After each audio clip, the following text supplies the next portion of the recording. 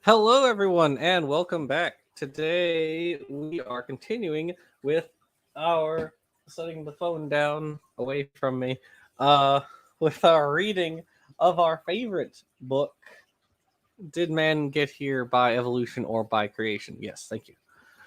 And joining us today, as always, the wonderful Peter, our co-host and producer. So welcome back. I'm not sure. I'm not sure about the wonderful part. I do produce, but I think you're wonderful.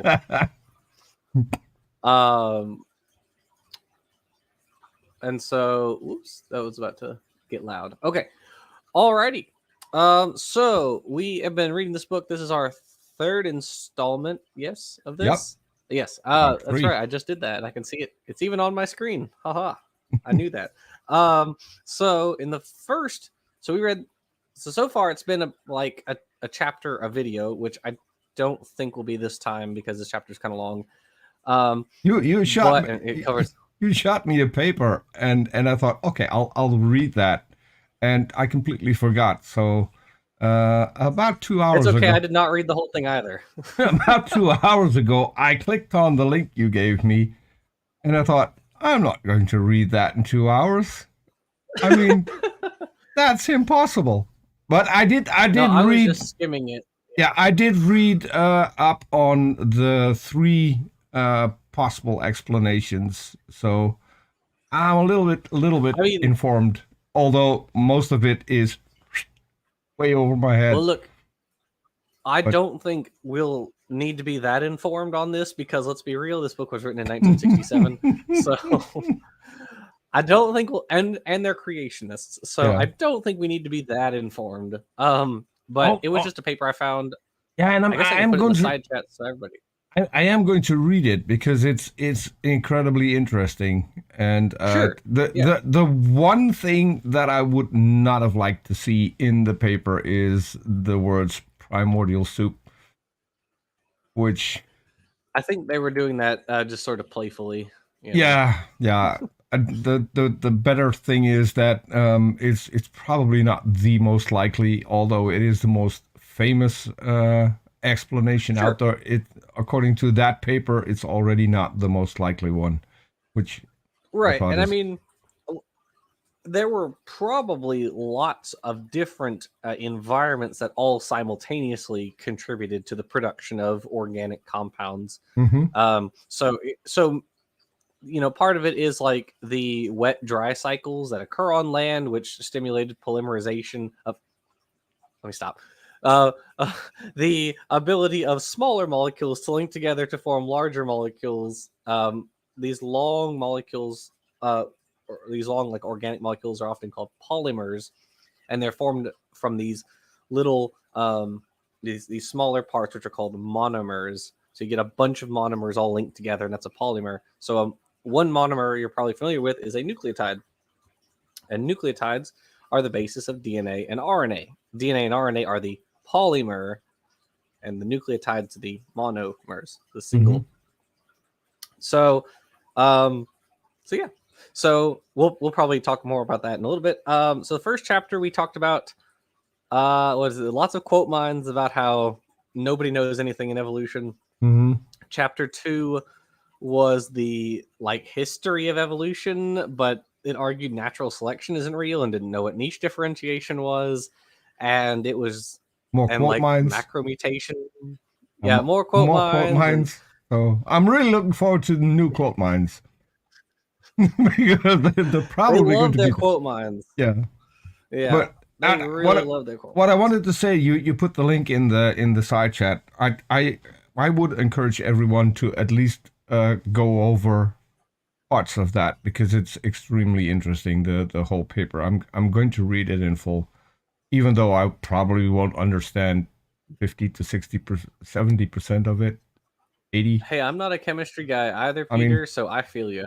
yeah, but it's still interesting. So even if you're not that well versed in chemistry, it's still an incredibly interesting paper to read through. Yes, So, absolutely. Absolutely.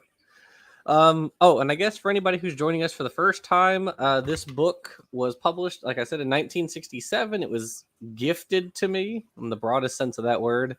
And we're just reading through it chapter by chapter, picking apart all the different arguments in it.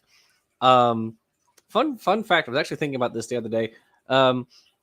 The very first time I saw someone doing something like this, like reading a creationist book and picking it apart line by line, was actually Steve Shives, way back in like the early days of YouTube, who was recommended. yeah, Because I used to watch The Atheist Experience, and Matt Dillahunty said if you're interested in like books, then check out Steve Shives. And so I checked out his stuff, and he would read apologists books and go yes, through them. So I do recall that, and I have to say back then I was a fan of Steve Shives until I got blocked like everyone else on the planet. I think I'm not sure what happened there. He kind of went off the deep end for a little bit and kind of blocked everybody, but he's back, and not everyone's blocked now. Funny enough, I'm actually blocked by the Amazing Atheist, even though I've never interacted with him on Twitter. And so I think it's funny because he used to make fun of Steve Shives, who he kept saying stuff like, "Oh, Steve blocks everybody," but then the Amazing Atheist went and blocked everybody, and now I haven't heard from him in years now. Yeah. So, funny enough, I actually watched a Shives video not too long ago about the DC universes, so it was pretty good. I liked it. It was a good video. Mm-hmm. If you're watching this, Steve, happy to have you on sometime to talk about reading apologist stuff. So yeah, and if he's watching, he should do that again because he was pretty good at it. I mean, yes, absolutely. Those were really enjoyable shows. Yeah, I'd love to have him on and talk to him about doing something like this. This is real fun. I enjoy it. Andrew. Plus, it's also the company. I enjoy the company. Andrew Cumming asked 1967. Yes, and it's got all the cutting edge arguments. It had that already back then. I mean, the things the cutting edge creationist arguments of 2022 are all in the book. Right. Yep. It was either looking that far ahead or lagging that far behind. Either way. Yeah. It's like the Bible, right. Jackson. The truth doesn't change. That's true. That's why science is wrong. Chapter 3.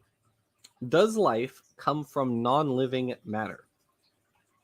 Quote, evolution asserts that the first speck of life on Earth arose by itself from inanimate matter. All matter on Earth is composed of basic chemical elements. An element is a substance made up entirely of atoms of one single kind and cannot be simplified or decomposed by ordinary chemical means.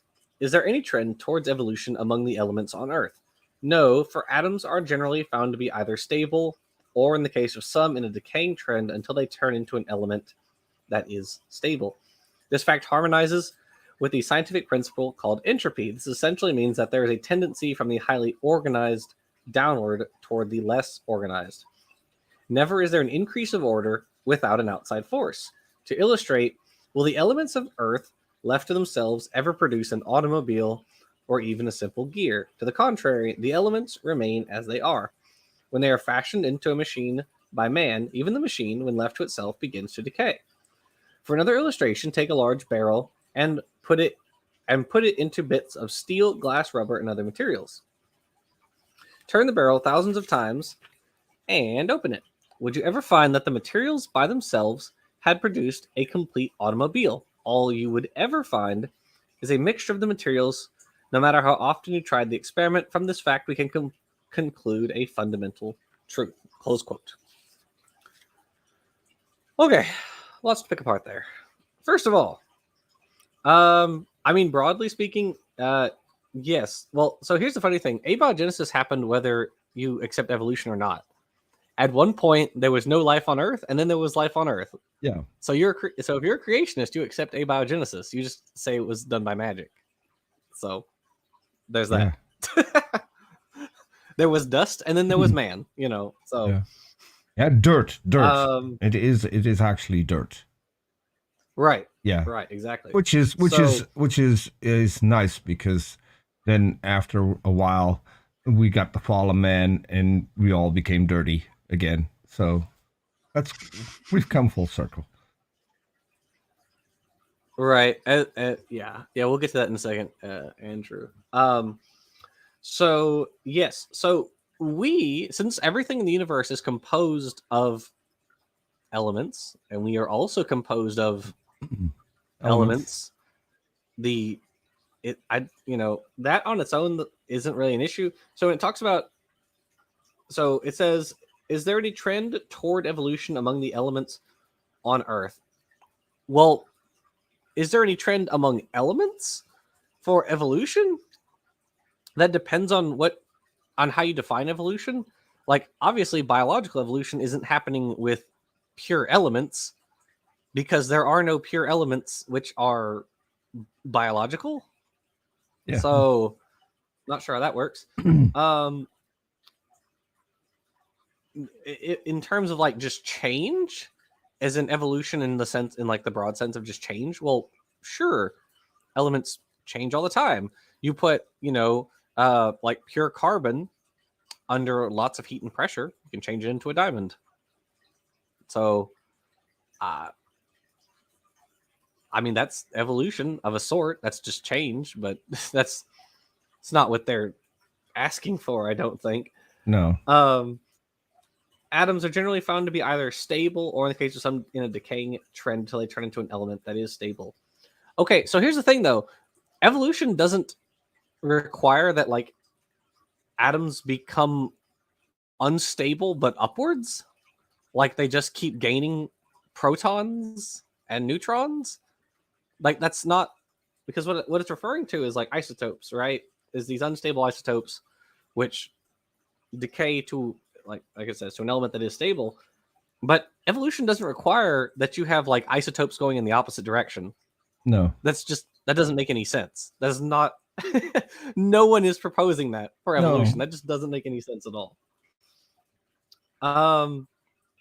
Entropy also doesn't mean, and entropy doesn't have anything to do with organization either. Entropy refers to the amount of work that a system is capable of doing. It has nothing to do with whether anything is organized or disorganized. Those are analogies for entropy. They're not great analogies, but they are analogies. Mm-hmm. But the problem with that is you only have entropy in a closed system, right? Where you have no work, no energy, and no matter leaving or entering the system, right? It's a closed system. Nothing is leaving, nothing's entering. And so you're going to have entropy over time in that closed system. But here's the thing. Is the Earth a closed system? Nope. No, it's not a closed system. We get energy from our sun, so it's not. Exactly. And geothermal vents. Yeah. A good explanation for this would be my workshop, which is pure entropy. It's also not a closed system because I bring in new things every once in a while to make more entropy, and I still get work done because I also put in energy, which is basically what our Earth is. You're ridiculous. Yes, Andrew Cumming, he called that one early. No, entropy is not disorder. Exactly right. Entropy is not just disorder. And Brian Stephen points out entropy is often mischaracterized, and just as often when it is used doesn't apply to the argument at all. Exactly right. Oh, Andrew Cumming is getting technical now. Entropy can also be characterized as the logarithm of the number of microstates in a system that can lead to the same macroscopic properties via Boltzmann equation. Andrew, we are not physics people here. We're not chemistry people. I was just giving the simple version, but I appreciate you. We have a Doc Savage in the chat. Hello. I was just going to say that. I haven't seen Doc around for a while, so nice to see you, Doc. Good to see you. I've got your closed system right here. Always happy to see you, Doc.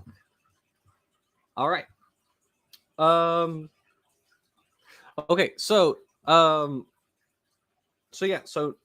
the whole and so the thing about entropy is a reference to the second law of thermodynamics, which creationists love bringing up. They love talking about the second law of thermodynamics, even though they don't know what entropy is. And I mean, I'm not a thermodynamics person, I'm not a physics or chemistry person, but I understand it enough to recognize that entropy does not apply to the Earth as a whole. It applies to our universe as a whole. You can have instances, or you can have like areas where you have decreases in entropy because you have like different energy sources, like the sun, which is providing photons to plants, which allow them to like drive reactions uphill, basically in terms of energy. So that's anti-entropy too, right? These reactions are occurring, against entropy, not with entropy. So, plants are breaking thermodynamics too, I guess. Or no, that's just not how entropy is applied. Who knows? And then he does the watchmaker argument, which is so lame. The watchmaker argument is such a lame argument. And also sort of the tornado in a junkyard argument, both of which are very lame. So I mean, this is really more the tornado in a junkyard rather than the watchmaker. So I'll stick with that one for the moment. I mean, they'll probably bring it up later, though. It's a favorite among creationists. So the tornado in a junkyard argument was originally made by a physicist, actually, named Fred Hoyle. Fred Hoyle was of the opinion that abiogenesis happens, but not on Earth. It happens in space, and then little organic bits, like the macromolecules and viruses and bacteria, rain down on Earth. So he was a proponent of like ultra panspermia, basically. But so the tornado in a junkyard analogy referred specifically to the probability, according to him, of abiogenesis occurring on Earth. Not of it occurring anywhere, and it was not a reference to evolution, even though he had some really weird anti-evolution ideas too. But beside the point. Interestingly, and actually I think Dapper and I talked about this, one of Hoyle's students was Chandra Wickramasinghe, who was one of the guys who claimed that octopus have genes which came to Earth from outer space. That's also part of that hyperpanspermia idea. It's bonkers. Nobody takes it seriously except Wickramasinghe and his disciples. They have no place in biology. I'm sorry. Plus, the other thing about it is, the other thing about this argument, why it's so bad, is no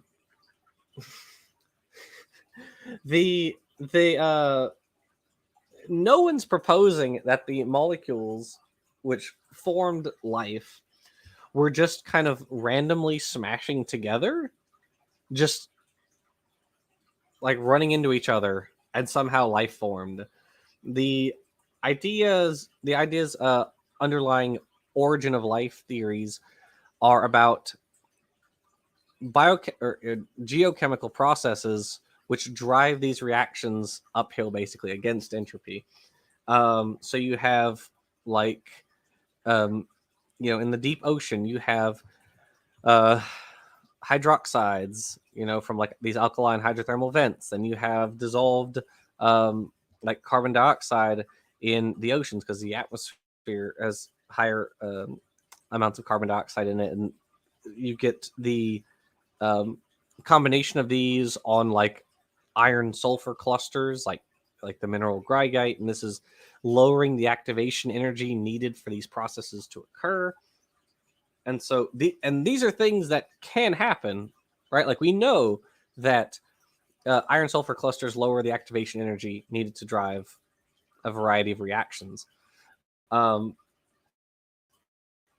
it's not just the molecules were just bumping into each other and life just happened to arise as a result. No, nobody believes that.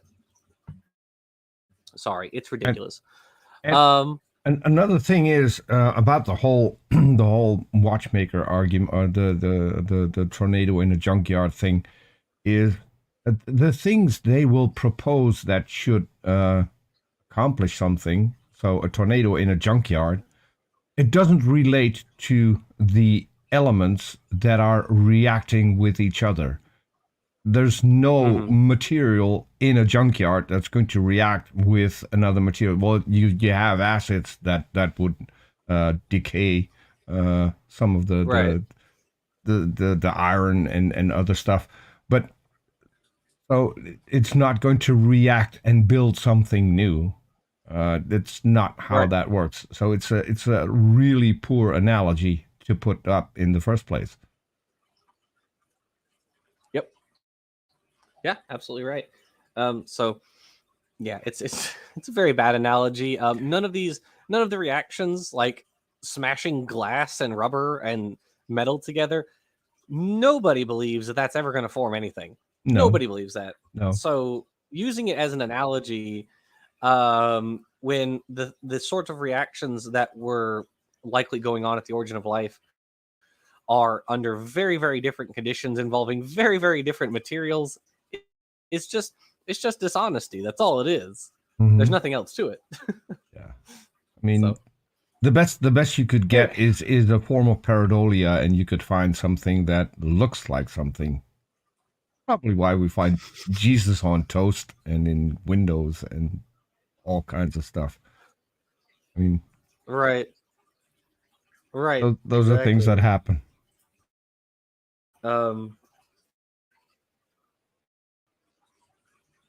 So, all right. Quote, inanimate matter on Earth simply does not search out a way to improve itself, but tends towards a state of neutralization or stability, nor will an appeal to immense periods of time help. Time produces decay, disintegration. It results in corroding metals, eroding cliffs. Time is destructive, not constructive. It is the enemy of evolution. The principle of inertia also confirms this. Inertia is the tendency of all objects to stay still, if still, or if moving, to go on moving in the same direction unless acted upon by an outside force. A ball will not pick up itself off the ground and throw itself to the catcher. A wagon will not move by itself unless acted upon by a superior force.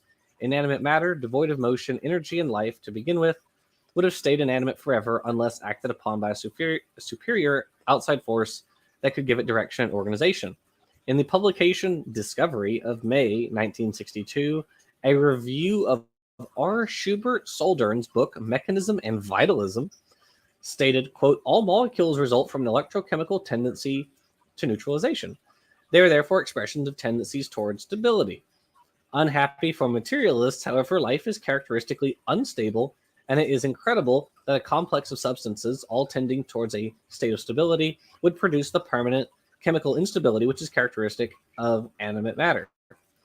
Thus, it is inconceivable that an organic compound should ever be formed in the absence of life. No condition of inorganic matter is even thinkable in which carbon, oxygen, and hydrogen could combine to form a sugar rather than water and carbon dioxide, close quote. So the facts reveal no upward evolving of the elements on Earth, either into more complex elements or into organic compounds, but for evolution to have taken place, the inanimate elements would have had to evolve, and not just into another element or organic compound either, but into something far. Okay. Alrighty. Or close quote. So same bit about things just keep decaying. I really don't understand the reference to inertia. I just don't get that at all.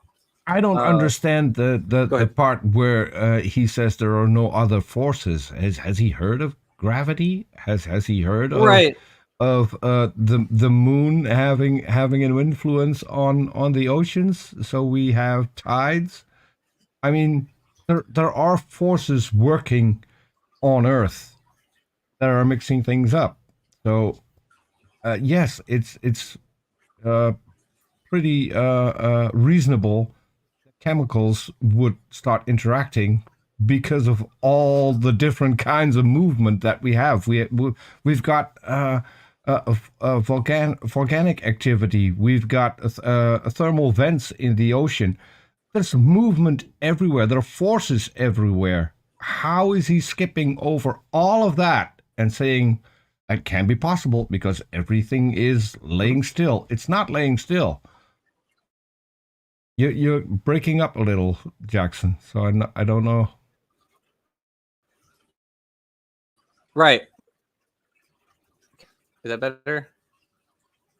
Yeah, you're still Peter, can you hear me? You're still frozen on screen, a little. Let me close the other ones. Okay, is that better? That's better. That's better. Okay. I was a little bit comments. afraid that the author of the book had taken over and had made you completely still too. But you seem okay. Let me see if I can reopen.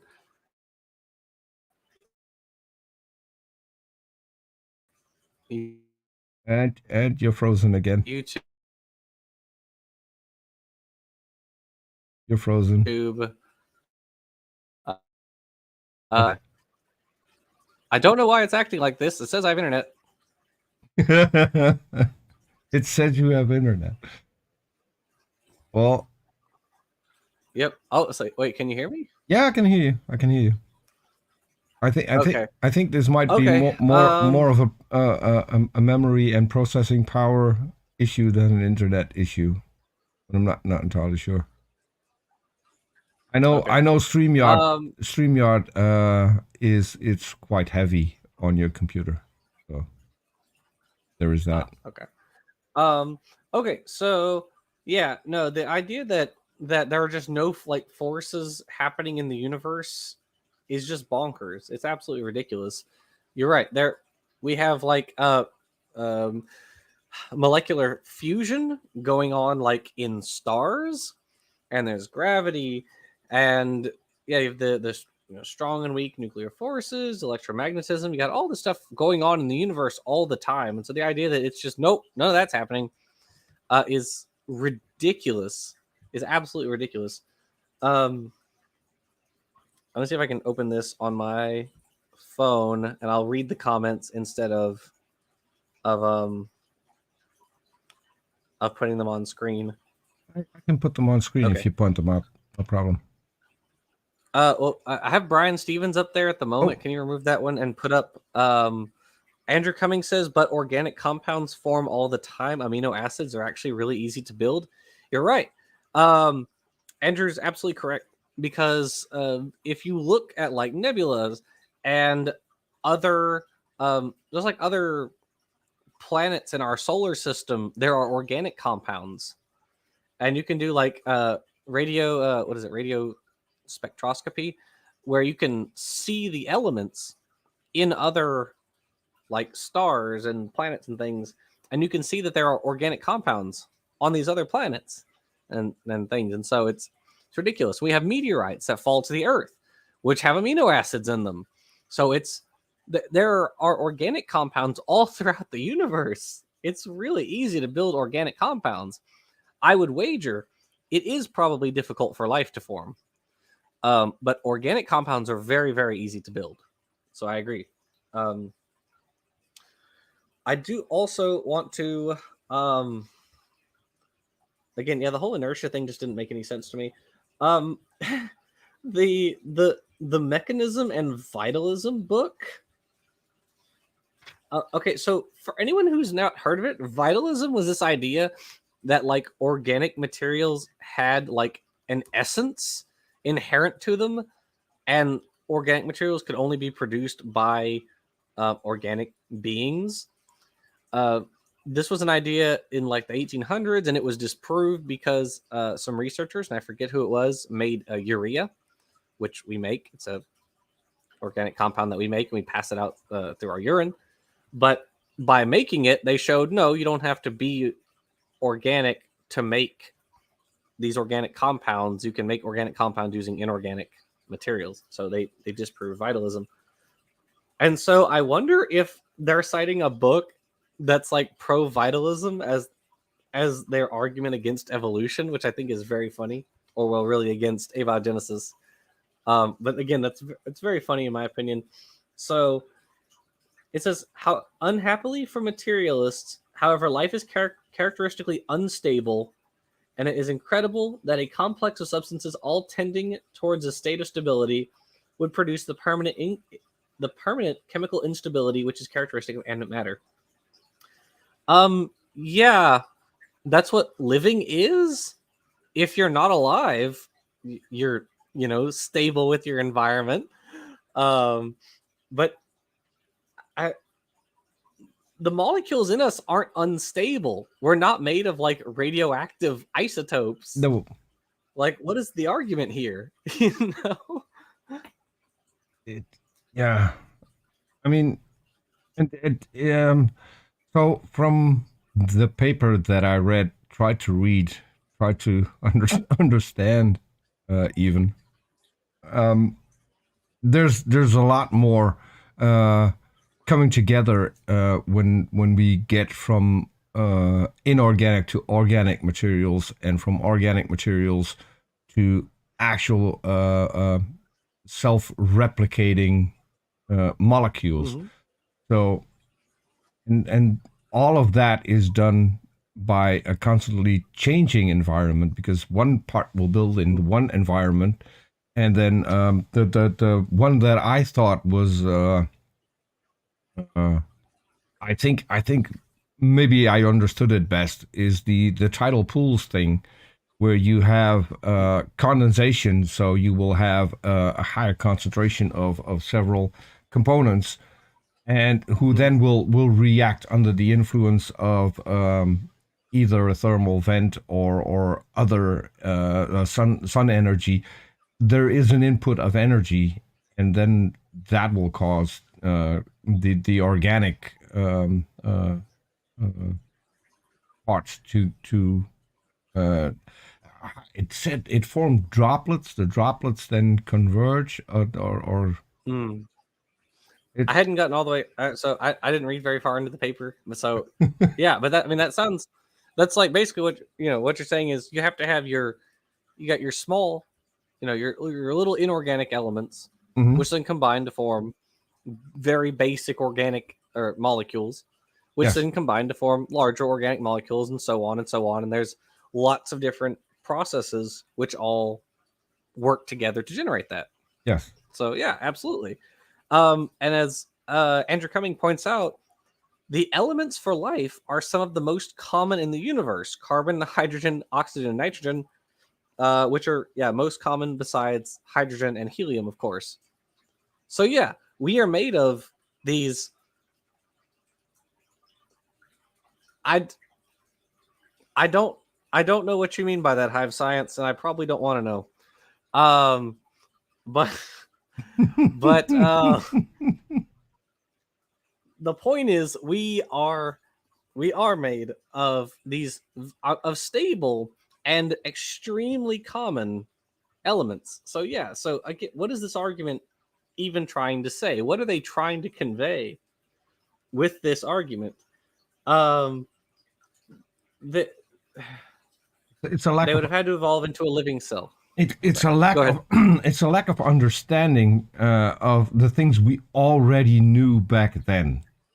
I mean, there's no way that the author of the book couldn't have had better information when it comes to what chemicals do, how they react, and what was present. And so another thing in the paper, it's a common thing that always comes up, is that you need an intelligent designer.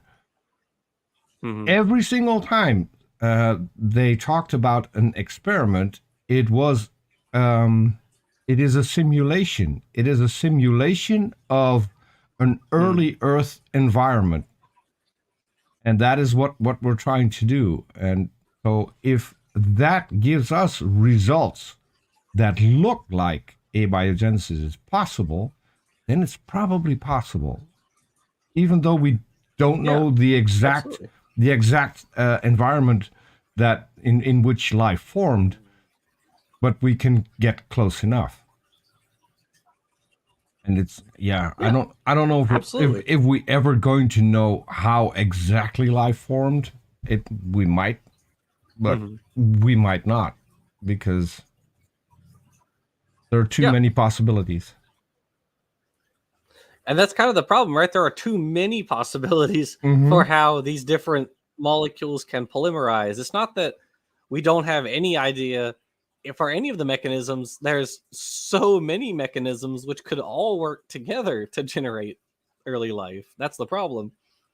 Also, Trude points out that it was Friedrich Wöhler who made urea synthetically in 1828. So sorry, vitalism was 1700s, I guess not 1800s, and it was disproved in the early 1800s. So thank you. Appreciate that. Andrew Cummings says, random question. Could you explain the idea of biological structuralism as an alternative to natural selection in 60 seconds? Sure, it's wrong. Next question. No. Structuralism was this I'm trying to remember. It was this idea that like life is constrained to only like evolve in certain directions. And that like mutations and natural selection weren't really a part of it. It was like life is sort of predetermined to only go in certain directions. And I don't buy into it. And I don't think most biologists buy into it nowadays. So that's about as good as I got, like offhand. So oh no, I gotta stop reading the chat. Anyways, back to the book. Quote, the gap between the inanimate elements of the earth and a living cell is gigantic. Yeah, no crap. In the finest laboratories, the simple cell cannot be created from inanimate matter. Even if it could, that would prove that the elements need a directing force to produce a living substance. Okay, we're pausing right there because that's a whole thesis paper on its own. First of all, no molecule is organic on its own. Something being organic, a molecule being organic, is a result of the bonds between certain molecules. That's what makes a set of molecules organic. Like being, like carbon with multiple hydrogens attached, right? That's an organic molecule. But none of those atoms, not carbon, not hydrogen, not oxygen, none of them on their own are organic. They're all inorganic, right? Organic is just the way that these molecules are attached to each other and structured. So again, dishonest. And the gap between the inanimate elements of the earth and a living cell is gigantic. Duh! No one's arguing otherwise. No one's arguing otherwise. No. And then it says, no one can create a simple cell, but even if they could, it would be evidence for intelligent design.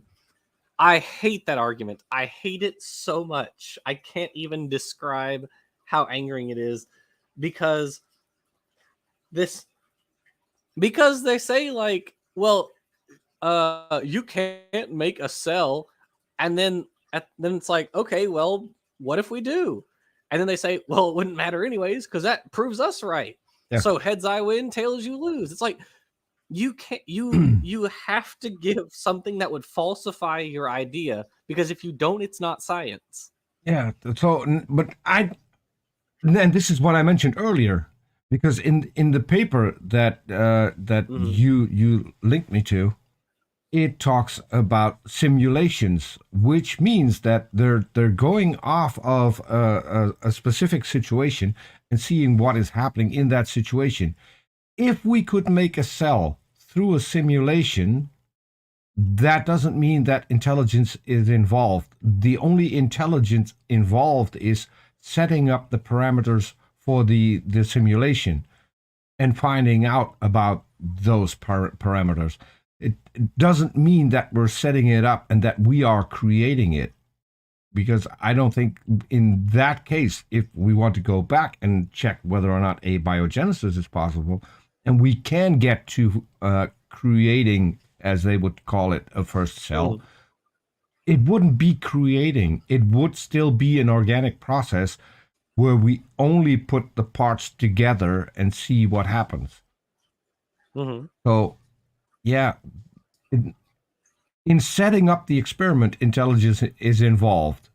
The experiment itself would be a simulation of what is possible with no intelligence involved. And that's the dishonest part that they get to. Because they will just... It's dishonest for them on the one hand to... Oh, can you hear me? Yeah, I can hear you. I'm sorry. I saw that I was frozen for a second. Yeah. Anyway. So on the one hand, they like demand that everything be done in an experiment in the laboratory. And then on the other hand, they say anytime you do an experiment, you're wrong automatically because intelligence is involved. So you can't win. There's no way to beat their argument. But it's moving the goalpost. It in nature, and even when you do that, yes, it's moving the goalpost. Yeah, you have to do it in an experiment. That doesn't mean that intelligence is involved in what is happening during the experiment. Right. Exactly. If you strike a match, if you strike a match, you put in heat into a certain material that is at the tip of the match, it will ignite. There's no intelligence that is igniting the material. Right. I'm just saying. I mean, it's weird. It's right. Dang, I can't remember now. Oh well. Sorry. Oh, I do remember now. The the other thing is like, and if you say, okay, well, we witnessed it in nature. We, sat and watched, and these mice undergo some selective pressure or whatever, which resulted in a new feature. They don't care about that either. They're like, that's not evolution, that's variation. So nothing you do. You would have to watch like mice turn into elephants, basically, for creationists to be satisfied. And by then you've disproved evolution. So yes. It is a constant train. There's no way to win. It's a constant train of moving the goalpost. They will require A, and once you do A, they will say, okay, but you haven't done B, because you can't win with these people. And that is just because they're so dishonest. They will ask you to do one thing, and once you've done it, they will come up with something new. It's like in the fossil record. If you find an intermediate fossil, now you got 2 gaps. It's ridiculous. Right. I'm sure you'll be happy to know, Peter, that the next chapter is on the fossil record. Ooh, great. So, I know. You'll love it. Okay. Anyway, quote, we should not think of a single cell as being so simple that there would be no difficulty in its arising by itself from inanimate matter. Look magazine declared in its January 16th, 1962 issue, quote, the cell is as complicated as New York City, close quote. The more carefully a single cell is studied, the more complex it is found to be. German biologist von Bertalanffy, I guess, said, as noted by evolutionist L. Isley in his book, The Immense Journey, quote, to grasp in detail the physico-chemical organization of the simplest cell is far beyond our capacity, close quote. Sir James Gray, professor of zoology from Cambridge University, concurs in Science Today, quote, a bacterium is far more complex than any inanimate system known to man. There is not a laboratory in the world which can compete with the biochemical activity of the smallest living organism, close quote. In the book, The Ideas of Biology, evolutionist J.T. Bonner observes, quote, the cell is really such an astoundingly clever unit that when we think of it from the point of view of evolution, it seems easier to imagine a single cell evolving into complex animals and plants than it does to imagine a group of chemicals substances evolving into a cell. It is very likely that the first step was more difficult. The study of early evolution really amounts to educated guesswork, close quote. Okay, let's look at that. Let's talk about that for a minute. Okay, so this is something James Tour does a lot. If any of you are familiar with or are not familiar with him, he's a a creationist biochemist. He works for the Discovery Institute. Professor Dave did a couple of videos really destroying his arguments. James Tour likes to point at like very simple organic molecules and then say, you believe this is like, and then gestures to modern cell. It's like, no, nobody thinks that. No. You're a dishonest hack. Yeah. Then the problem is we're not comparing a modern cell, which has been evolving for 4 billion years, to simple amino acids and, you know, simple phospholipids. We're not doing that. No one's doing that. But that is only the creationists doing that. This is a dishonesty that you see all across the board. I mean, Kent Hovind is famous for that. You can't demonstrate to me how we all evolved from a common ancestor and we are related to bananas. If you come up with something that sounds really ridiculous, uneducated people will latch onto that and then just believe the creationist. By the way, a couple of days ago, I still watch Kent Hovind, sue me. But a few days ago, he did talk about abiogenesis again, and he has his slides, you know. And the thing is, we have this old and very, very, very stupid guy who makes slides, and then he looks at the slide. What he doesn't do, same thing as when he's looking at evolution, he doesn't see the bigger picture. So he had a slide up from a textbook about abiogenesis that had in bold print, it did not come from the primordial soup. 2 slides after that, he was listing what abiogenesis claimed. It came from primordial soup. You just showed that the textbook claims that that is not the case. This is the level of dishonesty, and they won't even catch it because he will have a few words circled on his slide, completely bypassing the phrase "it was not formed in the primordial soup," and then a few slides later state, "and they claim it came from the primordial soup." No, it did not, and you just showed how they claim the exact opposite. And yeah, absolutely. This just, I'm just comparing. Yeah, the comparison of modern cells to prebiotic chemicals is dishonest. I mean, most of them, when creationists talk about abiogenesis, they point to one typically modern like enzyme or structure or whatever, and they're like, look, this is so complicated. You claim this evolved, you know, in or during abiogenesis. Like, no one's claiming that. No, that's not a thing anyone's claiming, and it's always something modern.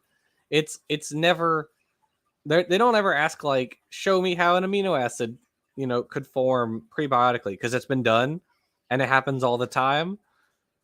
They don't ask for that. They want you to show how a modern cell forms through abiogenesis, which again, if you could do that, it didn't happen. It would disprove evolution. Yeah.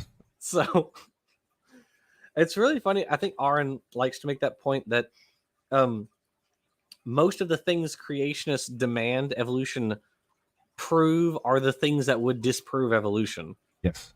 Right? Like finding a crocoduck, or, you know, DNA just poofing into existence with gene functions and all that sort of stuff. Like, that's not evolution. That's magic.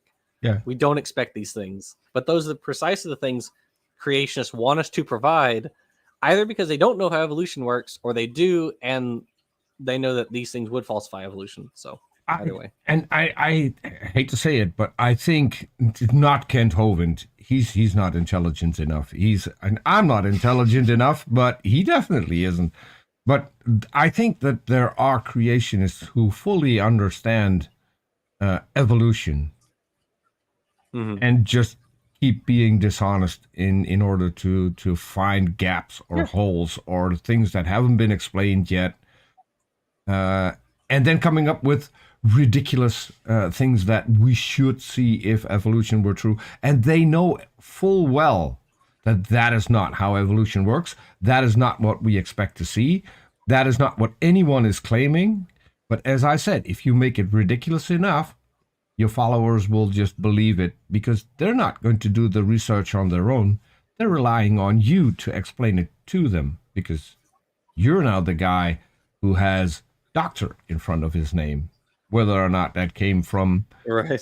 some trailer in the middle of the desert that's no longer there. The funny thing is the university that Dr. Hoven got his degree from currently, and this is where it's a Harry Potter analogy. It is in a tiny office under stairs in a church. I'm not kidding. Yeah, You can look it up. So that's pretty funny. Yeah. I was what you said reminded me of how like the sheep will just follow their leader. I was watching Some More News today, which is a really good show. If you guys don't watch it, if you're ever, if you ever feel too good about the state of affairs in the world, just watch it and it'll put you in your place. Um, it's great. It's very funny, but it's also usually pretty depressing. In the most recent episode, which came out today or yesterday, one of those, it was yesterday. They talk about how You haven't mentioned the name of the show. Some More News. It's Oh, is called that Some More News. some more new? Ah, okay. I didn't know It's that. by Cody Johnston is the guy who sits in the chair and does the reading mostly. They also have a woman named Katie Stoll who also is in it, and a puppet named Wormbo. But anyways, so in this in today's episode or yesterday, whatever, time isn't real. He talks about how Marjorie Taylor Greene, who I'm not sure if you've heard of her, Peter, but she is. You have heard of her? Okay, all right, good. So she's a I senator from retweeted Georgia? her. I One of the retweeted senators? her earlier today when she came up with another ridiculous thing to say on Twitter. Yeah, I think she's one of the senators Yes. from Georgia. And think so. so representative. Sorry, she's a representative. Yeah. Georgia. But the point is, she has been, one, she's a creationist because of course she is. Among other things, like saying that the January 6th insurrection was like a false flag and all this other stuff. And she was brought before, or had testify before a committee about like, does she believe the things that she says? Did she, mean to say like Nancy Pelosi deserved death and all this other stuff? And it's funny because they call her out. They ask her about the things that she's tweeted and said, like all these, QAnon conspiracies and all this stuff. And then when she's brought before a court and asked, do you believe these things? Do you think these are true? Her arguments are everything she says, like, I don't remember. I don't know. I don't remember. I don't recall saying that. Yeah. Which it's kind of stupid it's if you're that loud on social media and you're not aware that screenshots exist, recording exists. If you right. It's mind-boggling. Right. It's really mind-boggling, and it's gaslighting. They will tell you, I never said that, when you have the actual recording of them saying it. Right. Yeah, it's and so it's just like the dishonesty of that and it just reading this made me think of that. Because she's a creationist too, so I guess par for the course. Why not? Mm-hmm. But she's just stupid for stupidity's sake. She's not like she's not playing 4D chess with us basically, and she's actually smart. No, she's just stupid. Anyways, I have to agree. Right. Quote, the science section of the New York Times of November 13th, hey, day before my birthday, 1966 said of a plant cell, quote, the largest single manufacturing process in the world takes place in one of the smallest units of life, cells of green plants. The manufacturing process is photosynthesis. Each year, this process accounts for the transformation of 100 billion tons of the inorganic element carbon into organic forms that support life. By contrast, all the big blast furnaces of the world make only a 500 million tons of steel in the same time, close quote. Okay. The complexity and productivity of these cells are not facts that support the conclusions of evolution, since the complexity and productivity of a blast furnace are facts from which we conclude that it was designed by an intelligent mind. Should not the same conclusion be drawn from the facts about a cell? We'll get back to that. The neuron, a nerve cell, demonstrates how complicated a cell is.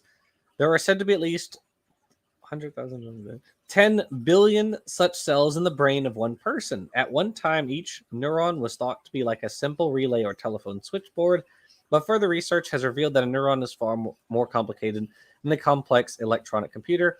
If scientists invented a self-programming computer or infinitely complex, of infinite complexity, only 1,000th of an inch long, this would this not be a monumental achievement? Would anyone listen very long to a claim that it came into existence by itself, that it evolved from inanimate matter without the direction of an intelligent mind? Close quote. Okay. So first of all, they're making another heads I win, tails you lose argument. So first they say that photosynthesis is way more productive and effective than anything intelligently designed. Therefore, the fact that it's better than anything intelligently designed means that it must have been intelligently designed. Peter, does that make sense to you? No. And again, a stupid comparison with with a steel factory. Yeah. Also, and correct me if I'm wrong, photosynthesis isn't that productive, is it? Oh no, organisms are terribly wasteful in terms of energy. We only use, what is it, like 10% of the materials we consume are actually used in metabolic processes. Like the other 90% are lost as heat, or the energy that we derive from the things that we eat are used in metabolic processes. The other 90% are lost as heat. Sorry. Whew. Yeah. Made a mistake there. So yeah, we are terribly, terribly wasteful in terms of energy. Yeah. And yet you've got the creationists claiming that this is a perfect system. No, it's not. And this is just showing that you haven't researched what this process is, what it does, and how ineffective it is. Because why are you making this claim? And I'm not a biologist. I'm just a simple YouTuber who talks to people on YouTube, and I produce a few streams. I know this. How come that you delved into the material, tried to read up on it, and still don't know it? To me, that's mind-boggling. Correct me if I'm wrong. Isn't it a similar number for like how much gasoline or how much of the energy from gasoline is used to power cars? Isn't it like less than 10%? Yeah, it's also pretty low, because most of it goes to heat. It's why you have a cooling system on your car, to get rid of all the energy you're wasting. Right, exactly. And it's the same process for organisms, right? We give off so much more of that energy that we get from our food as heat, instead of going towards powering metabolic processes. This is terribly inefficient. The designer is an idiot. If this is for humans, like, we have an excuse, right? We're imperfect beings designing imperfect things. But if you want to say God created, organisms then God's an idiot. Yes. Yes. He's not a perfect being if he settles for an imperfect creation. And you can say Right. he called it good, he didn't call it perfect. That means that if he settles for good and not for perfect, he's not perfect. Right. I'll get back to so Andrew Cumming points out photosynthesis alone takes several rounds to make one glucose molecule. Correct. It makes what is it, G3P is like the product of photosynthesis, and then you have to combine several of those to get glucose. So yeah, photosynthesis doesn't just like, oop, it's done, there's a glucose molecule. Nope, sorry, you have to do this a bunch of times to make the products, then which then get together to form glucose. And then yes, Origami Swami, you're right. So this it said, hold on, where did it say that? I just pulled up. I pulled up PZ's comment. I have to agree with PZ. Oh, I don't want to insult people, but he is right. I mean, so if they believe in the creationist God, sure, I'll give them that. Mhm. Hold on, where'd it go? Where did it say that? If scientists invented a self-programming computer of infinite complexity, only 1,000th of an inch long. Citation, please.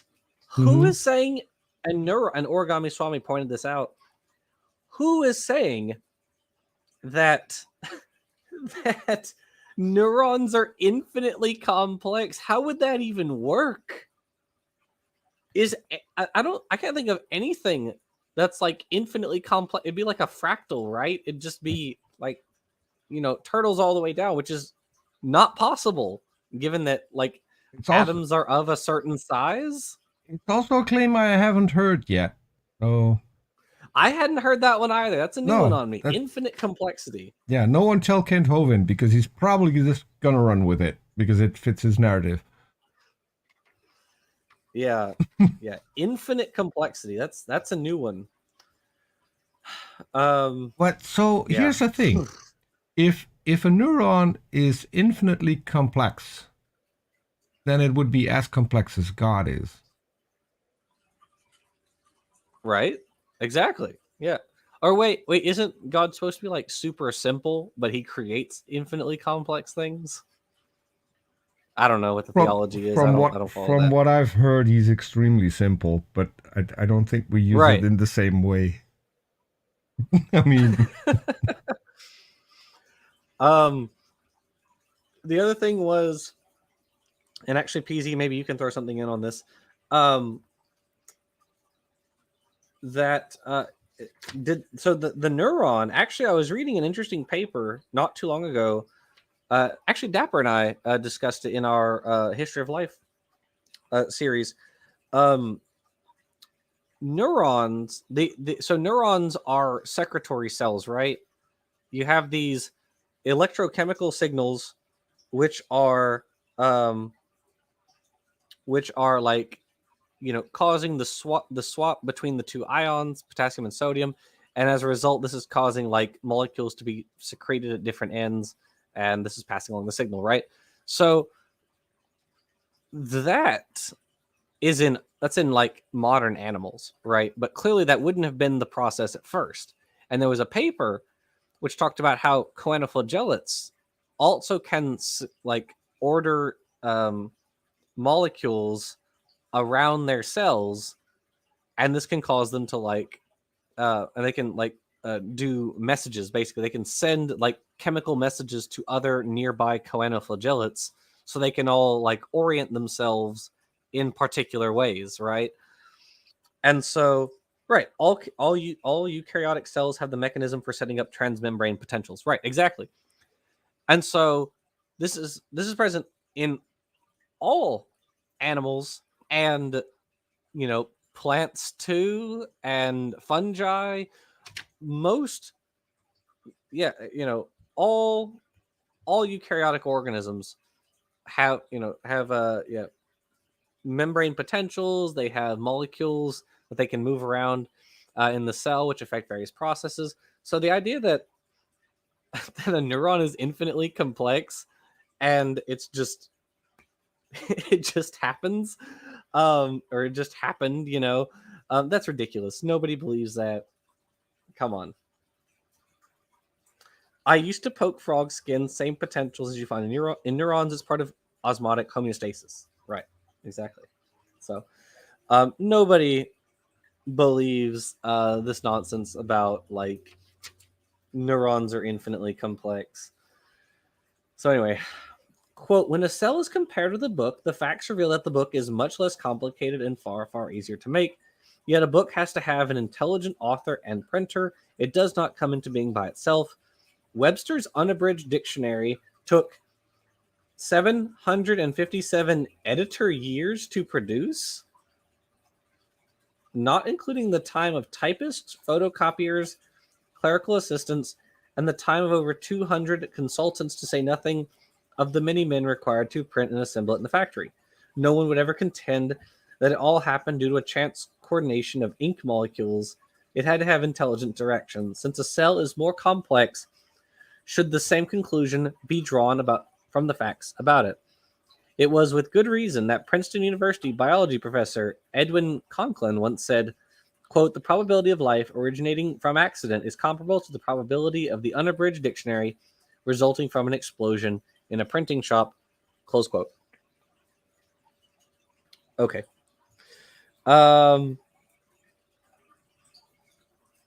Function. I'm not sure what you mean. All right. So this is the watch. Okay. So this is the watchmaker argument, right? You have, a man-made object. You find a man-made object. How could it be produced in nature? Not Edwin Conklin, famous developmental biologist. They're never supposed to be wrong. Well, sorry. Well, so the watchmaker argument basically, says you find a watch on the beach, and is it more likely that this watch, was intelligently designed or was created, by nature? And the idea, and this was Paley's, William Paley, who was a theologian, this was his argument. The problem with that argument is he was around before natural selection was a thing, before anyone knew anything about mutations, how, new traits arise and spread through populations. Plus, watches don't reproduce. The thing about the reason that I hate analogies to like cars and computers and cell phones is none of these things reproduce with inherent variations. Nope. None of them. No. You have a team of people, of like designers, right? You have a team of people who do the technology part, the people who do the making it look pretty part, all that. And these people like all get together to design like a cell phone or a car or whatever. That's not how organisms come about. They don't come about in these discrete states where you have like this type of cell phone, then this type of cell phone, I then tried. this type of cell phone. Or I tried. I have a Ford Mustang and a Mercury Cougar, both of which are of the Ford kind. Don't reproduce. I wish they did, but they don't. Right? I mean, that's not how individuals, No. or that's not how species function. That's not how individuals function, populations. It's not how any of that works. Organisms reproduce with inherent variations. And so that's not how anybody designs cars or cell phones or anything, because that would be extremely wasteful. Yes. Right? Could you imagine tweaking a car like bit by bit by bit until you got something which was like different enough that people would buy it compared to the original? Like, no one would do that. It's extremely wasteful. It's ridiculous. Mm-hmm. We do go off of a similar platform, but we don't tweak the original part. We make a new part that replaces the original. Right. And another thing is, here he comes up with the explanation of an explosion in the print shop that would get us the dictionary. I think it was Dawkins who explained it back then and said that's not how evolution works. What you need to see is and he gave the experiment or the analogy with slot machines. Well, if you have millions of slot machines and you pull them, you won't get a win on every single one. That's not how evolution works. Evolution has a hold button. So what you do is you pull the slot machines, and if you get the correct characters, you push your hold button, and that'll hold, and then you pull again.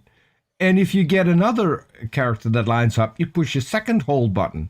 And you do that over all those millions of slot machines. Eventually, you will get a jackpot on each and every one of them as long as you can keep pushing the hold button.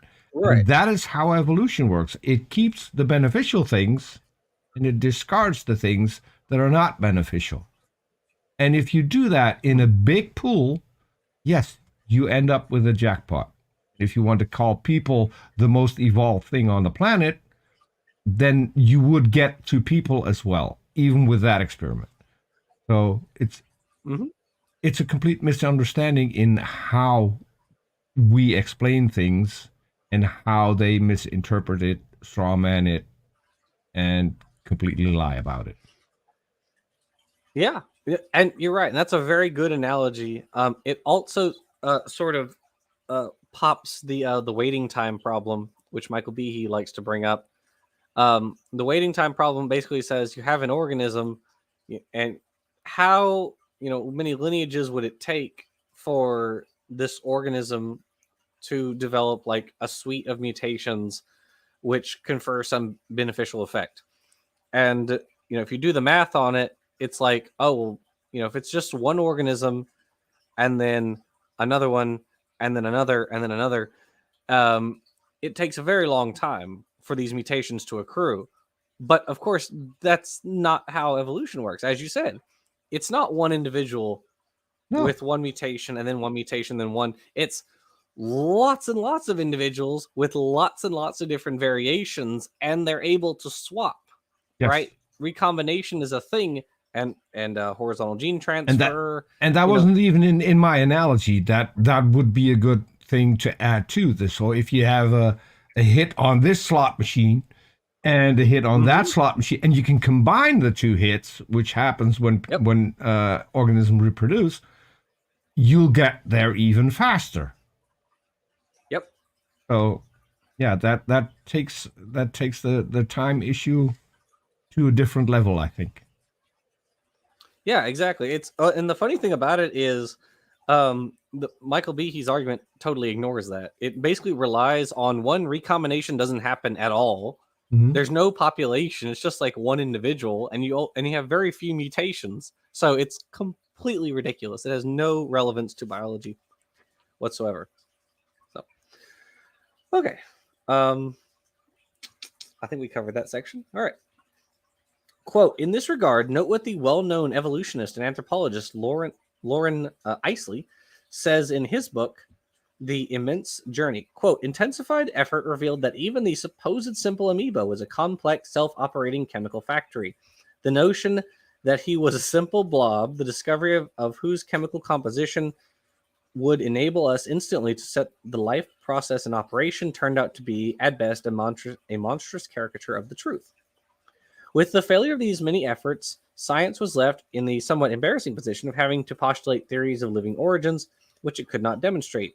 After having chided the theologian for his reliance on myth and miracle, science found itself in the unenviable position of having to create a mythology of its own, namely the assumption that what after long effort could not be proved. Sorry, this is written very weirdly. To take place today had in truth taken place in the primeval past. Let me read that sentence one more time. In the unenviable position of having to create a mythology of his own, namely the assumption that what after long effort could not be proved to take place today had... Okay, I see what it's saying. Okay. All right, close quote. Okay. So here's the thing. I don't like references to any living organisms as though they're simple. That's a bad analogy. It's always a bad analogy. And it's not how evolution works, because we have had as much time as an amoeba to evolve. We have been evolving for the same amount of time. We are equally evolved organisms. Funny enough, that was something that you encountered on Twitter not too long ago. Yeah, with that hack who called himself a biologist. Yes. When he was a computer scientist, but he called himself a biologist. Mm-hmm. Was it because he said he knew the difference between men and women, which I really bet he doesn't. But regardless, what did that guy was a hack. What was the term that he used? The most high evolved. Yes, the higher species. Yeah, well, the first thing he said, which I called him on, was he said there was no evidence for speciation, to which I listed several examples, and then he came back with, no, I said they can't evolve. There's no evidence of them evolving into higher species. Then I said there's no such thing as that, and I said demonstrate that they're a higher species, and he was like, oh, well, demonstrate that there are no higher species, which was easy. Immediately shifting the burden of proof. Like, the fact that we've right, he kept jumping and dodging and dodging and dodging. And then he finally brought up like the problem of induction, which anytime someone brings up, just for reference, anybody who has arguments on Twitter, if the person you're arguing against ever brings up the problem of induction, they've lost. They don't know anything about science. They realize they're out of their depth. So what they're doing is they're relying on a canard, which the problem of induction is a real thing. What it basically says, you can't be certain about your results, right? Just because you've seen 9 white swans in a row doesn't mean the 10th one won't be black. Now that's true. And that's why we've consistently said, Peter and I have consistently said, and then Dapper and I said it in the other one, results in science are never proved. They're never set in stone. They are, this is what seems like the best explanation, given what we know. Everything in science is provisional. The moment you get new evidence, you form a new hypothesis, new theories. That's how science works. It is self-correcting. If you get it wrong and you get better evidence, it is self-correcting. Another thing that I wanted to point out is I'm getting so sick and tired of the comparison with between cells and factories. I grew up in the eastern part of the Netherlands in a city called Enschede, which no one can pronounce. I know, no problem. Our region gained its wealth from the textile industry in the early part of the previous century and the latter part of the one before. So we had a lot of factories in my hometown until the phenomenon Chinese workers popped up and everything was cheaper there. And so all the production moved to cheaper countries, China, other countries that had cheap labor. And so what we ended up with was a lot of factories where no one was going anymore. And I can tell you that if a cell is a factory, it's not doing anything. Unless there are people around to do the things that need to be done. A factory in and of itself does absolutely nothing but just rot away. Sit there. Right. And so it's a stupid analogy. We've got a dear friend, Otangelo, who brings that up all the time. This is a factory, that is a factory, and DNA is a blueprint. Okay. A blueprint doesn't do anything. Draw me a blueprint and tell me what it does. Because you need intelligence to interpret the blueprint, to make that into a factory. Then you need more intelligent people to go work in the factory. Right. It's a terrible analogy. You're right. It is. It is a very bad analogy. Quote, such theorizing runs directly counter to the evidence showing that the inanimate elements of the earth do not of themselves evolve upwards into living organisms. Dr. Isley acknowledged this.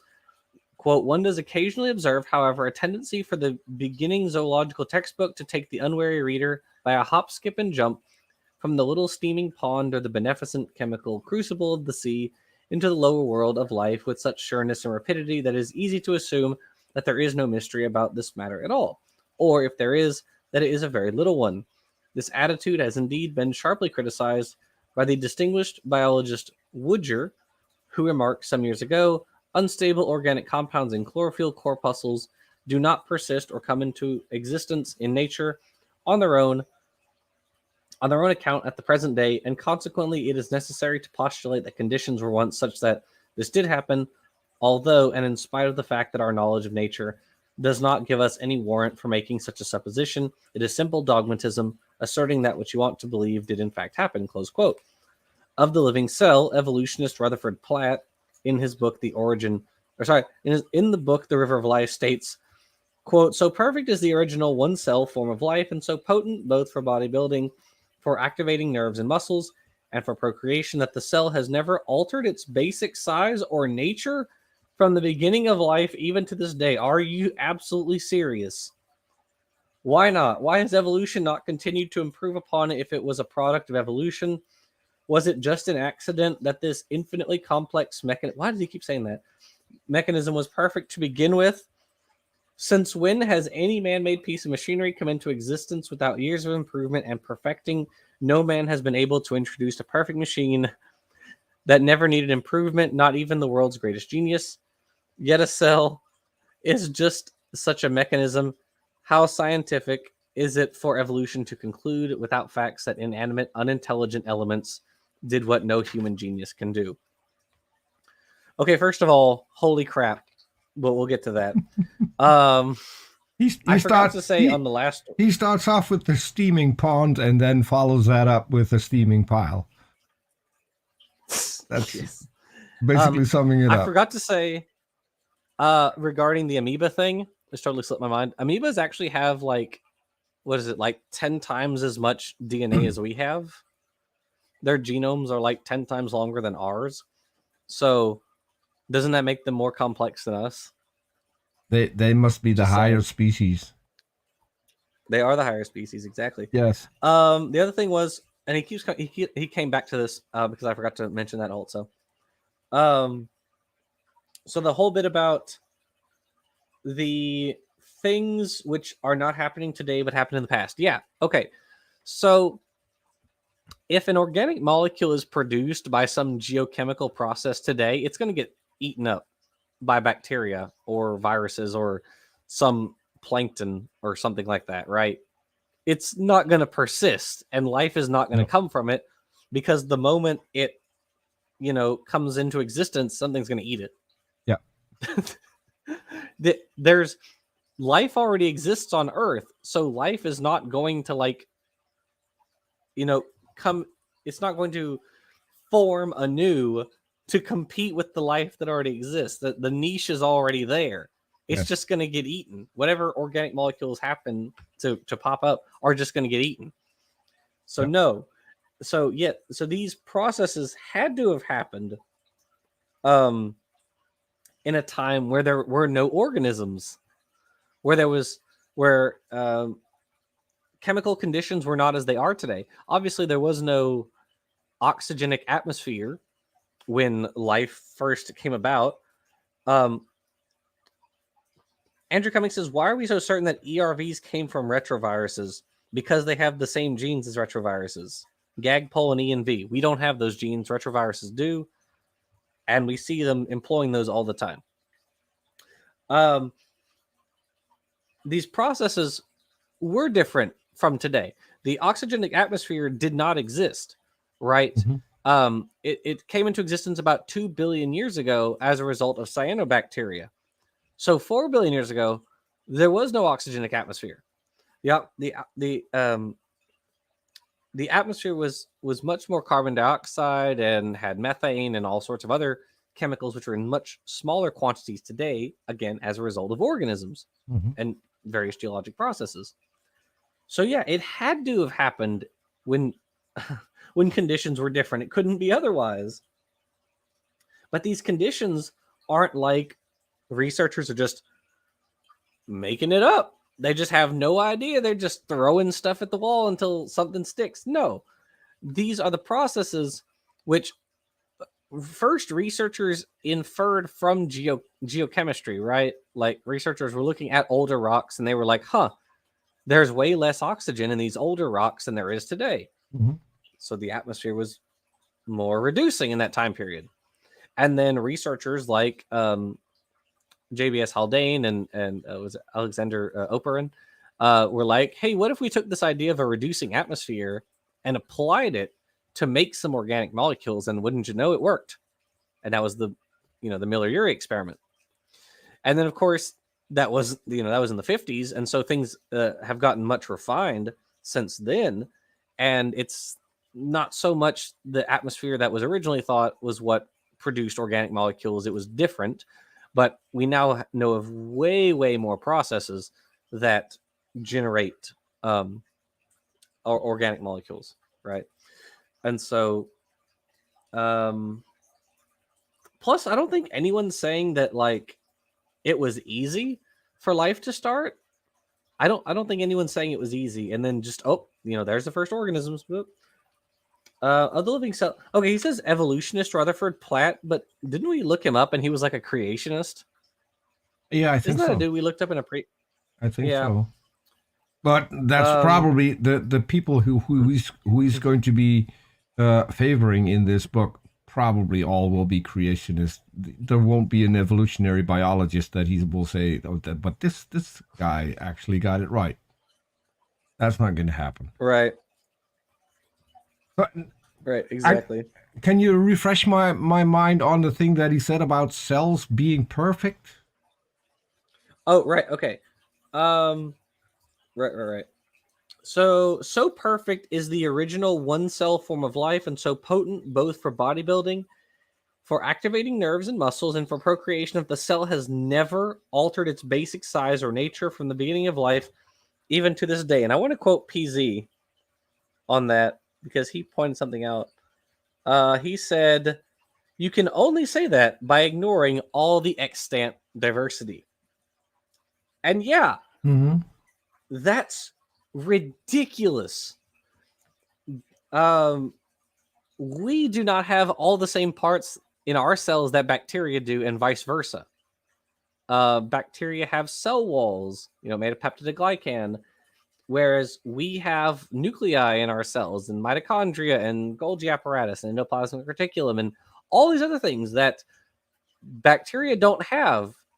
Plus, eukaryotic cells are typically way bigger than bacterial cells. The idea that there is such a thing as the cell is bonkers. Yeah. It is insane. I also don't recall anyone ever claiming that there was a perfect cell. Nope, I don't either. No, this is an insane claim. Yes. It's just absolutely off the wall. Yeah. It's no. Anyways. And he just says, well, why hasn't the cell changed? It has. So because it has.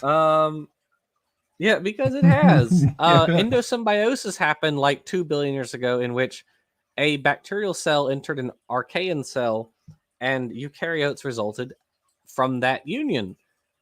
That's evolution, because archaea, like bacteria, are also smaller than eukaryotic cells. The reason eukaryotic cells can get larger is you have mitochondria, which are producing ATP. So you can produce more energy for your cell than either, archaeans could on their own or bacteria could on their own. And as a result, you can make a much bigger cell now.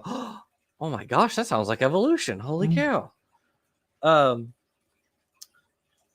And it's A perfect machine that never needed improvement. Mhm. Again, we lose 90% of our energy as heat. Yeah. That doesn't sound like could use no improvement to me. I'm sorry.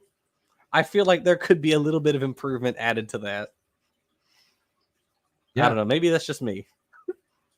I think the ERVs are a sign that we could do with some improvement because they're adding Right. to our cell, and part of that Right. makes us immune to certain diseases. Yeah, Mhm. it can be improved, and it is. PZ says we also can't eat sulfur or photosynthesize. Exactly. I dream of eating sulfur. I think about it every day. You have Or make ascorbic acid. Yeah. We can't make vitamin C because our gulo gene broke. Mhm. So that's one other thing we can't do. We can't make uricase. So we build up lots of uric acid in our DNA, in our bloodstream. Good lord, which leads to like gout. So I feel like we could do without that, right, Peter? Yeah, I feel like lots of people would do without that. yeah. Um, But that's because of the fall, Jackson. You don't understand. of We course, we of we course. deteriorate. That's how that works. The fact that there I are love that, still like, organisms that can make vitamin C is apparently mhm. goes over their head because they've less fallen. They got up quicker. They're less sinful. Yeah, I have no clue how this works. I mean, well, bats also, I think, lost their like gulo, and clearly they can fly away, so they must have fallen pretty hard, in my opinion. Yes, Um, they've fallen so hard yeah, that this is just they insane. developed the possibility to fly. They just wanted wings and Right? poof. Yeah, we are definitely not going to finish this chapter today. It's way too long. Okay, yeah, we'll have to finish this up next time. All right. Quote. Yep. All those organisms are without sin. I believe, yeah, absolutely, PZ. Shrews are without sin. Um, where does life from where does life come? I appreciate that they didn't put that that preposition at the end of the statement. The question. Quote, the theory of evolution of a living cell from non-living matter is really just a refined version of the older theory of spontaneous generation. Holy crap. Which step by step was discredited by true scientific facts. Spiders are sinless. You're right, PZ. Review text in biology tells about it. Francisco Redi, an Italian physician, sorry if I mispronounced that, was the first about 1688 to carry out controlled experiments that disproved the belief that maggots arose from decaying fish, snakes, and meat. Redi proved that maggots and flies arrive from living parents, not from dead matter. Lazzaro Spallanzani, an Italian priest about 1780, sealed numerous vegetable juices in glass flasks and then boiled them. After allowing these materials to cool and stand for a number of days, Spallanzani could not observe any organisms. Even microscopic examination did not reveal them. Spallanzani concluded that nothing developed in the juices because boiling killed any living organisms that might have been present. Consequently, there were no organisms to give rise to new ones. Louis Pasteur, a French scientist about 1860, conclusively demonstrated that microorganisms, which are present everywhere, get into organic matter, which serves as their food. After feeding and growing, the microorganisms reproduce and thereby give rise to many others like themselves. If flasks containing food are sealed and sterilized, even after many months, no microorganisms appear. Okay. No. Just no. Absolutely not.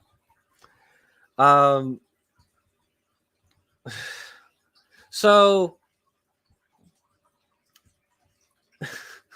this is a favorite canard of creationists. which is that spontaneous generation is like abiogenesis. It's not. That's really it. There's no like needed detailed refutation of that. They're just not the same or even similar. That's really it. No, but nothing in abiogenesis says that decaying meat is where the first organisms came from, because obviously meat is organism based. So if there's nothing decaying, where would the first organisms have come from? Where? I'm not saying that I'm omniscient, because I'm definitely not. But I do know a few things. If you're going to invite me to read this book with you, from the very first episode, I know certain things coming up. So I have come prepared. I have my pot of peanut butter, and I can I can open it, and there are no mice in the peanut butter. I can shake it. No mice. So no spontaneous generation. I hate that I thought the same thing. I hate that I thought of the same guy. Yeah, I really hate that, Peter. I mean, it has to be. Dude, I think about that. No, go ahead. Yeah, so I'm here because of Kent Hovind. I bumped into a video of Kent Hovind, and I thought, I need to do something. If there are adults on the planet that actually believe this guy, I need to step in and try and help out. At least do something to convince a few people that this is not what is happening. And after discovering Kent Hovind and then clicking on all kinds of creationist videos, you will come across the guy with the pot of peanut butter. It's inevitable. It's also, this has been disproven so long ago. Why on earth are you bringing this up? Where did you go to school? Who taught you? I mean, yeah, good Lord. I didn't have the best of educations, but I never was taught anything this stupid. Hold on, I saw an article about it. Let me see if I can find it. Here it is. The Origin and Early Evolution of Life, Where, When, and How by Antonio Lazcano in 2012 says, although it is frequently taught in many schools and universities all over the world that since early antiquity, philosophers and naturalists alike appealed to spontaneous generation to explain the origin of life, this was not really the case. Until the development of microscopes in the 17th century, spontaneous generation was mostly seen as a non-sexual reproductive mechanism of insects, maggots, and what were called lower animals. The Extraordinary Descriptions of a Microbial World by Anton van Leeuwenhoek and others opened an unsuspected dimension to the possibility of spontaneous generation, but it was not until Georges-Louis Leclerc de Buffon and Jean-Baptiste de Lamarck incorporated it within their transformist schemes that it was seen as a mechanism that led to the first appearance of life on Earth. You were actually pretty close with the Dutch guy. Anthony van Leeuwenhoek. Oh, is he Dutch? Sorry. Say it for me. Anthony van Leeuwenhoek. Leeuwenhoek? Leeuwenhoek. Leeuwenhoek. Yeah. Okay. Lion's Corner. But yeah, they translated into English. Oh, lions in Dutch are leeuwen, and hoek is a corner. That is interesting. I did not know that. The stuff you learn. Yeah. That has nothing to do with anything we're talking about. It's completely useless. I'm here to bring you those facts. PZ says they learned it at Vacation Bible School. Yeah, probably. Yeah, Darwin never invoked spontaneous generation. Obviously, Haldane and Oparin never invoked spontaneous generation. Miller-Urey. Nobody from Darwin onward ever invoked spontaneous generation to explain the origin of life. Nobody ever. Yeah, I wouldn't say nobody. A lot of creationists did. Okay, no evolutionary biologists. And still do to this day. I mean, fair enough. But no evolutionary biologist ever invoked spontaneous generation to explain the origin of life. No. So because Louis Pasteur, right? Because by the time Darwin was writing, right, it had already been shown that it was false, right? 1688, 1780, 1860. So that's a year after Origin of Species, but the other two long before. So, you know, probably most of the academia at this point, at the time Darwin was writing, didn't believe in spontaneous generation. So, what's the argument? No one's invoking it. No. So it's ridiculous. Plus, spontaneous generation is like you have decaying matter, which then gives rise to like it said, a fly or maggot. But abiogenesis or mice is a if you or have, mice, if you store grain, apparently mice appear and rats out of thin air. They just appear. Right, exactly. But yeah, nobody believes that. So it's ridiculous. Abiogenesis, on the other hand, says that you have different geochemical processes, which took simple inorganic molecules and progressively added them together until you got very simple metabolically active organic molecules. That's what abiogenesis says. That sounds nothing at all like spontaneous generation. No, nothing at all. You don't even get a cell. Nope, you don't even get a cell. Exactly right.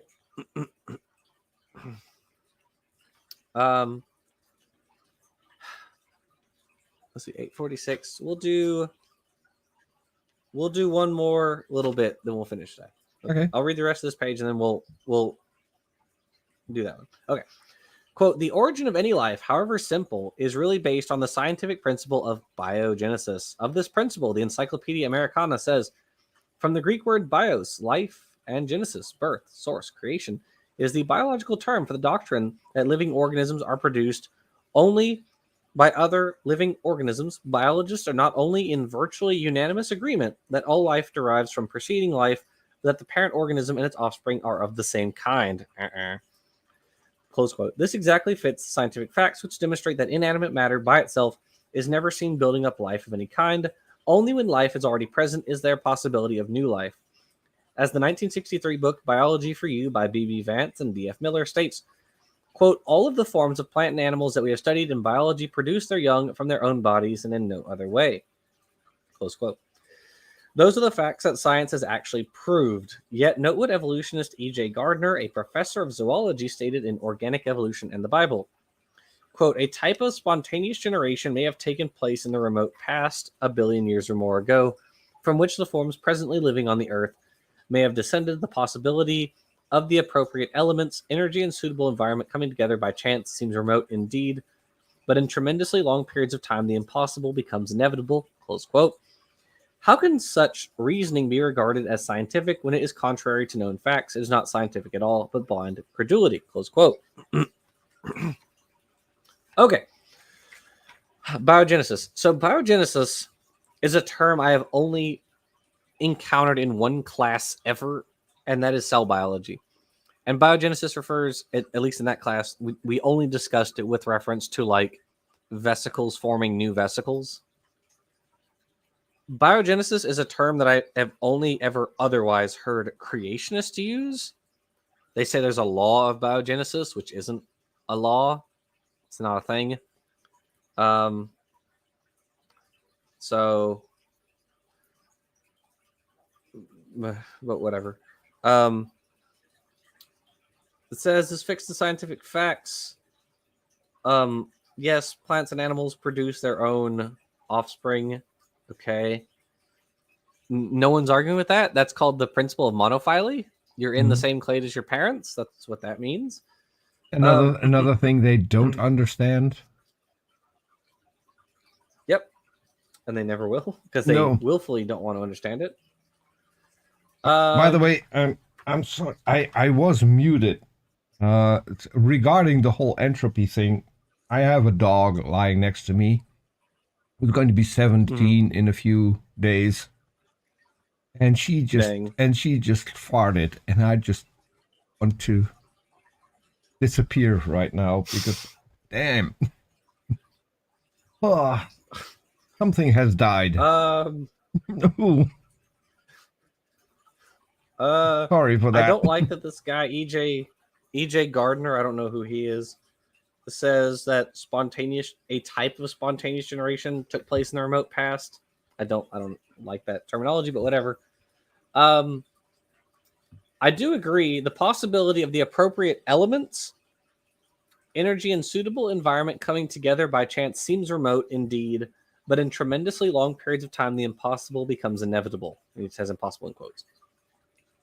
That's true.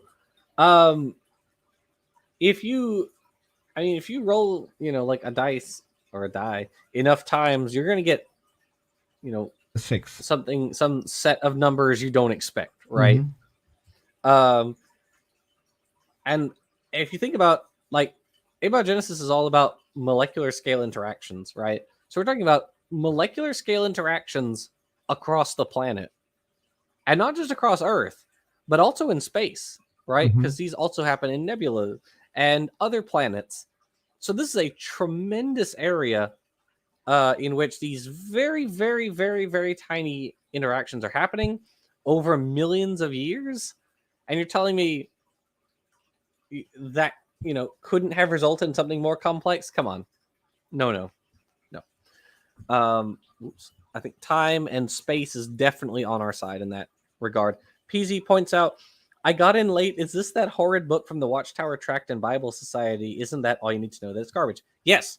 PZ, this is Did Man Get Here by Evolution or by Creation from 1967. That's what we are reading. We're on chapter 3. If you would take out your, all right, everyone, reach into your books, turn to chapter 3, page 34, line,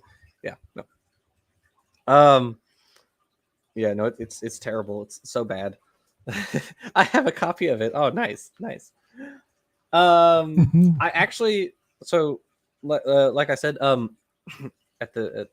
in the first video of this series, I got this book back when I was in high school. I was a junior in high school, and I read it, and it was awful. And I didn't think much of it, other than I took away a few things from it, like it's disingenuous, obviously, but some of the things about it, like these are the arguments first, as Peter's pointed out, that creationists are using today. And it makes arguments that they couldn't have known the answers to back when this book was written, like saying things are only degrading. Like, they couldn't have known that back then, in terms of organisms, I should say. So, that's that. So, tremendously long periods of time, the impossible becomes inevitable. Yeah, I mean, given enough time and enough space, then lots of very improbable things are almost certainly bound to happen. It's inevitable. It really is. So, okay, so next time we'll start it upward from the cell. So far, Peter, I have been less than thrilled with their we got one. We had one new argument. I already forgot it. What it was. Yes, we had one that the neuron is infinitely complex. Yes, the neuron. I'm going to make a reminder of that. That is a new one. The neuron is infinitely complex. Because I guess the neurons are like fractals. They have like fractal molecules within them, so it's infinitely down and also infinitely up. Maybe, I'm not entirely sure. I don't know how that works, but it's infinitely complex. So. Yeah. So anyway, so Peter, you got anything going on over on your channel? So I'm still my problem is I have to have guests, and I want to have theists on, and it's not only hard to get theists to want to come over for a chat, but if they do, then I have to hammer it out because I'm based in Europe. I have a lot of subscribers from Europe, so I always want to do that at a time where people from the US and from Europe can both tune in and watch. So I'm still trying to set up a few dates. We have one coming up the 27th, where I'll be talking to a guy called Sheepdog Apologetics. He has a website with all the, well, basically the stuff that we just read and more. Of course. So, yeah, of course. But I've spoken to him. He's a nice guy, and I'm probably not going to go into those things a lot, but I just want to know why he believes what he believes.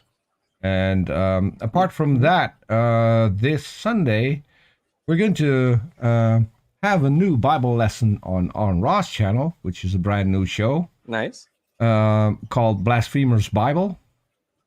And we've got a nice panel of people that are going to read the Bible cover to cover and basically see what it says and how we would read what we read if we read the Bible. And so Arn has a friend, and now I forgot his name. I know it felt completely different than it's used to, and I'm terrible with names.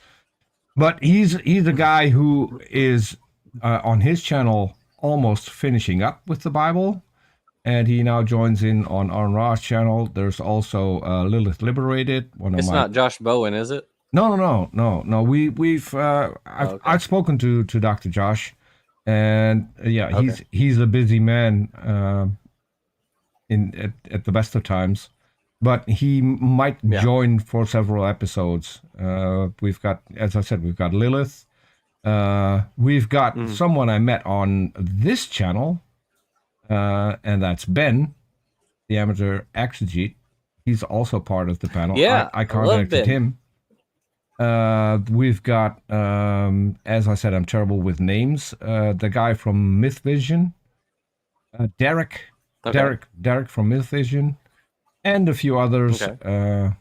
Someone who's on Twitter called Misread Bible, who's on purpose misreading. Oh, I've seen them around. Yeah, on purpose misreading the Bible. He's also part of the panel. Mm-hmm. So we've got a nice couple of people to do that show, and then on Monday. I'll be reviewing the race that I probably have to watch somewhere in the middle of the night between Monday and Sunday and Monday, because the race is on Sunday. And we do that on a channel called no, it was on Simon's Funk. It's now on a channel called Fabio and Funk, where we review the Formula One race. The reason that I'm going to miss the race is because when the race will start just before Arn's show starts, or it will end. It will probably end before Arn's show starts, so I can't see it. And then I have to do Arn's show, and after that, I'm part of a panel on Discord on the previous home of a guy someone might have heard of called Darth Dawkins. It's the politics Discord server, where we have a bi-weekly show that runs for anywhere between 6 and 8 hours, depending on how many people there are. And they have the ability to convince us that a God exists. So nice. I have I'd love to see that. At the moment, I have. Well, so that is going to be streamed live on. Randolph Richardson, the founder and president of Canadian Atheists, he has a channel on YouTube. So if you want to check that out, you can go and check out Randolph Richardson's channel. It's also being streamed live on T-Jump's channel whenever T-Jump joins as part of the panel. J.L. Warren, who has a channel called Bridge the Divide, it's also going to be streamed there live. So, and we've got a great panel there as well. Nice. Over here, all I've got going on is, aside from these, which are every Thursday at 7 p.m. Central Time, also have more of the Ancestor's Tale series. So we just put out the Orangutan's Tale a few days ago. I think it was something like that. I think 2 days ago. Time isn't real. No, Yeah. it's a myth. Um, Except when you're in the we put out the UK, because orangutans. they invented time, apparently. I believe it. Yeah. Next up is the Gibbon's Tale, and Nestlig is in the process of editing that right now, and it's going to be so long. Wait. It's such a long script. Wait. You have the Gibbon's Tale, and Nestlig is editing that, not Erica.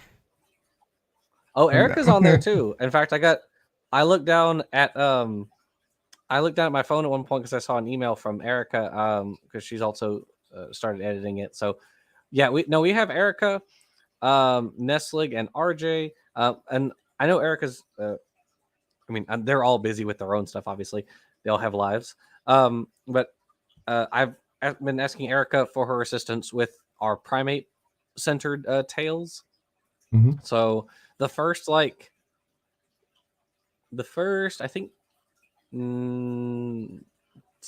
like 15 or so tales are about primates, if I remember correctly.